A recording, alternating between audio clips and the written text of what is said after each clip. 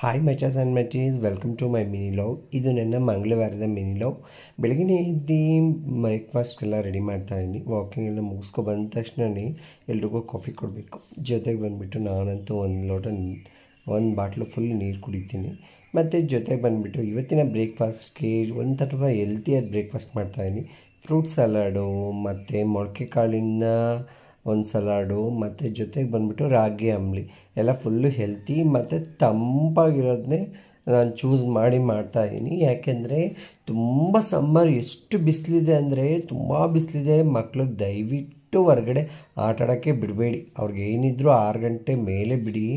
ಎಷ್ಟು ಬಿಸಿಲಿದೆ ಅಂದರೆ ಈ ಬಿಸಿಲಿನಿಂದ ಎಷ್ಟೋ ಕಾಯಿಲೆಗಳು ಸ್ಟಾರ್ಟ್ ಆಗುತ್ತಂತೆ. ಪ್ಲೀಸ್ ಎಲ್ರಿಗೂ ಹೇಳ್ತಾ ಇರೋದಿಷ್ಟೇ, ಆದಷ್ಟು ಬಿಸಿಲನ್ನ ಅವಾಯ್ಡ್ ಮಾಡಿ. ಈ ಬಿಸಿಲಲ್ಲಿ ಸುತ್ತಾಡೋದನ್ನ ಸ್ವಲ್ಪ ಕಡಿಮೆ ಮಾಡಿ, ಇಷ್ಟೇ ಹೇಳೋದು. ನಾಳೆ ವೀಡಿಯೋದಲ್ಲಿ ಸಿಗೋಣ. ಬಾಯ್ ಬಾಯ್.